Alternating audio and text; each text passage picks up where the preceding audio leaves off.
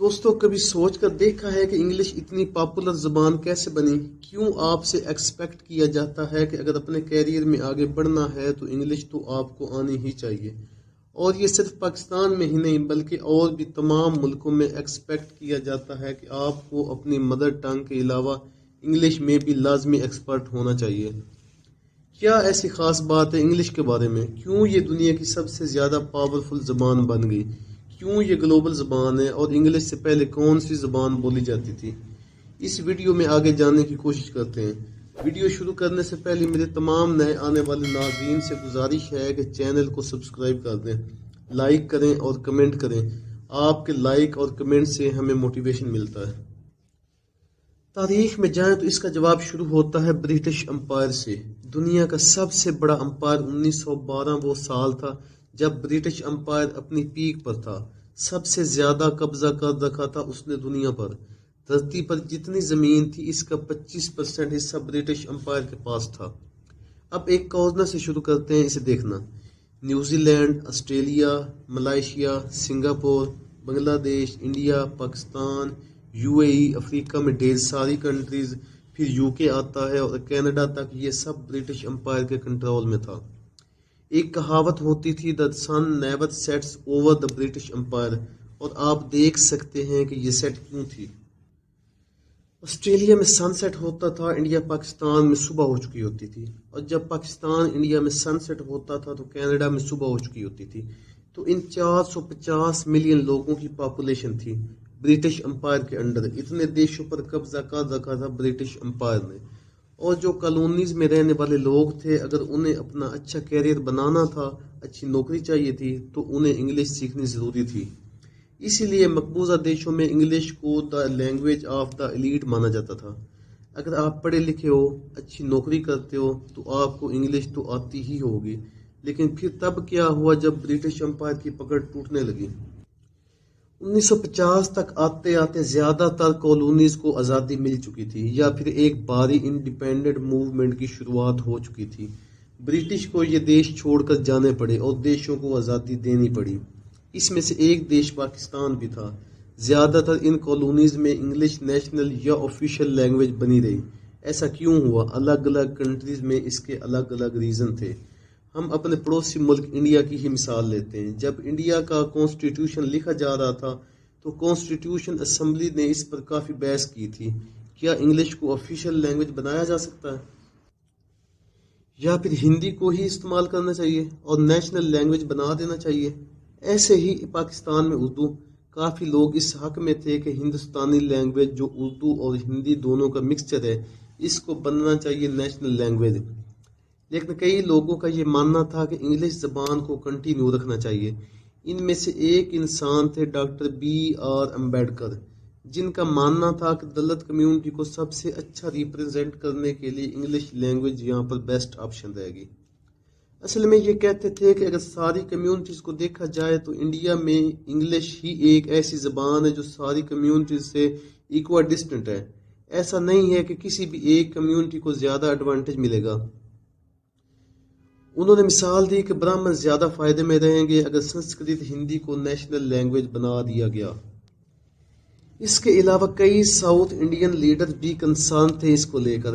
ان کا ماننا تھا کہ ہندی ایک نارتھ انڈیا کی زبان ہے، اور اگر یہ نیشنل لینگویج بن گئی تو ساؤتھ انڈیا انڈر ریپرزینٹڈ فیل کرے گا۔ اسی لیے یہ فیصلہ کیا گیا کہ 2 آفیشیل لینگویجز ہوں گی، ہندی اور انگلش، لیکن سیم ٹائم اگلے 15 سالوں میں انگلش کو فیز آؤٹ کرنے کی کوشش کی جائے گی، کیونکہ آزادی کے وقت انگلش کو لینگویج آف کولونائز کر کے بھی دیکھا جاتا تھا کہ برٹش یہ زبان بولتے ہیں، ہمیں اسے پروموٹ نہیں کرنا چاہیے۔ تو 1965 تک یہ کہا گیا تھا کہ انگلش کو مکمل طور پر ختم کر دیا جائے گا۔ حالانکہ پارلیمنٹ کو یہ آپشن دیا گیا تھا کہ پارلیمنٹ جاری رکھ سکتا ہے انگلش کو یوز کرنا۔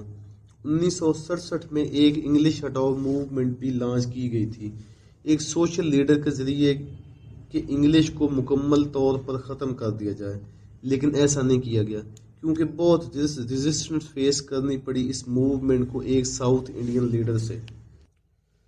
اور دراصل ڈیمانڈ ان کی بھی صحیح تھی کہ ہندی کو ہی کیوں چنا جائے، تمل کو کیوں نہیں چن لیتے، اور اسی وجہ سے آج کے دن تک انگلش ایک آفیشیل لینگویج ہے۔ اب امریکہ کی کہانی بھی کافی ملتی جلتی ہے۔ امریکہ پر کئی کنٹریز نے قبضہ کیا تھا، برٹن، فرانس، اسپین، نیدرلینڈ، لیکن ایک میجر حصہ برٹن کے پاس تھا۔ تو فائنلی جب امریکہ کو آزادی ملی برٹن سے، تو انہوں نے محسوس کیا کہ ایک نیشنل آئیڈینٹی ہونی چاہیے، اور یہاں پر لینگویج ایک بہت اہم رول پلے کرے گی۔ انہوں نے فیصلہ کیا کہ لینگویج ہوگی انگلش، جو ہماری الگ الگ اسٹیٹ کو متحد کر کے رکھے گی۔ سن کر آپ کو حیرانی ہوگی، لیکن یو ایس اے میں اس وقت کئی لینگویجز بولی جاتی تھیں، فرینچ، اسپینش، ڈچ، جرمن، لیکن انگلش کو یہاں پر برتری دی گئی۔ اس حد تک برتری دی گئی کہ 20ویں صدی کے شروع میں کئی اسٹیٹس نے بین کر دیا باقی فورن لینگویج کو اسکول میں پڑھانا۔ یہ صرف 1923 میں ہی تھا کہ یو ایس اے کے سپریم کورٹ نے اس پرائیویٹ لینگویج ایجوکیشن ریسٹرکشن کو سٹرائک ڈاؤن کیا۔ اچھا، ابھی تک میں نے جو بھی کہانی آپ کو بتائی، اس سے یہ تو ایکسپلین ہو جاتا ہے کہ برٹن نے جن کنٹریز پر قبضہ جمایا ہوا تھا وہاں پر انگلش بولی جاتی ہے، لیکن دنیا میں باقی کنٹریز پر کیا؟ ان کو تو کسی نے مجبور نہیں کیا کہ وہ انگلش بولیں۔ انگلش باقی دنیا میں کیسے پھیلی؟ اس کا جواب چھپا ہے دوستو پچھلے 50-70 سالوں میں ورلڈ وار 2 ہوئی۔ اس میں الائیڈ کنٹریز نے ایکسس کنٹریز کو ہرایا تھا۔ الائیڈ یعنی برٹن، امریکہ، فرانس جیسی کنٹریز نے جرمنی، جاپان اور اٹلی جیسی کنٹریز کو ہرایا۔ پہلا تو پوائنٹ یہی ہے کہ جو کنٹریز ان بڑی وارز کو جیتتی ہیں تو ان کا کلچر ڈومینیٹ کرتا ہے دنیا بھر میں۔ برٹن اور یو ایس اے میں انگلش بولی جاتی تھی تو انہوں نے ڈومینیٹ کیا دنیا کو۔ اس کے علاوہ دوسرا اہم پوائنٹ یہ ہے کہ میں نے پچھلی اپنی ایک ویڈیو میں آپ کو بتایا تھا کہ U S a super power کیسے بنا۔ اگر آپ نے ویڈیو نہیں دیکھی تو لنک آپ کو ڈسکرپشن میں مل جائے گا۔ ورلڈ وار 2 ختم ہو جانے کے بعد یو ایس اے اکلوتی وہ کنٹری تھی جس نے زیادہ نقصان نہیں سہا تھا۔ باقی ساری یورپین کنٹریز کو بھاری نقصان سہنا پڑا تھا۔ ان کی اکنامک گروتھ کریش کر گئی تھی، لیکن امریکہ میں ایک بڑی اکنامک بوم دیکھنے کو ملی ورلڈ وار 2 کے بعد۔ 1950 کے بعد امریکہ ایک سپر پاور کے طور پر ابھر کر سامنے آیا، along with Soviet union. Capitalism کی مدد سے امریکن بزنس دنیا بھر میں پھیلنے لگے۔ دنیا کے ٹاپ بزنس سکول انگلش پڑھانے لگے۔ انگلش ایک زبان بن گئی ٹریڈ اور بزنس کے لیے۔ امریکہ کے جو میوزیکل بینڈ تھے وہ انگلش میں اپنا کام کو ریلیز کرنے لگے اور دنیا بھر میں پاپولر ہونے لگے۔ اور ساتھ ساتھ سیم چیز دیکھنے کو ملی فلم میکر کے ساتھ بھی۔ ہالی ووڈ فلمیں اور انگلش ٹیلی ویژن ایک گلوبل سینسیشن بن گئے۔ امریکہ کے پاس بیسٹ ٹیکنالوجی تھی ان سب چیزوں میں، جس کی وجہ سے امریکن کلچر پوری دنیا میں پھیلا۔ ورلڈ وار 2 ایک بہت اہم ریزن بتایا جاتا ہے اس سب کے پیچھے، کیونکہ کئی لوگوں کا ماننا ہے کہ اگر جرمنی اور ایکسس پاور نے ورلڈ وار 2 جیتی ہوتی تو شاید آج کے دن جرمن زبان زیادہ ڈومینیٹ ہوتی دنیا میں۔ شاید آج کے دن جو ٹریڈ اور بزنس ہو رہے ہیں وہ جرمن زبان میں ہوتے، کیونکہ زیادہ تر یورپین ملکوں میں جرمن لینگویج زبردستی پڑھائی جاتی اگر ہٹلر کی جیت ہوتی تو۔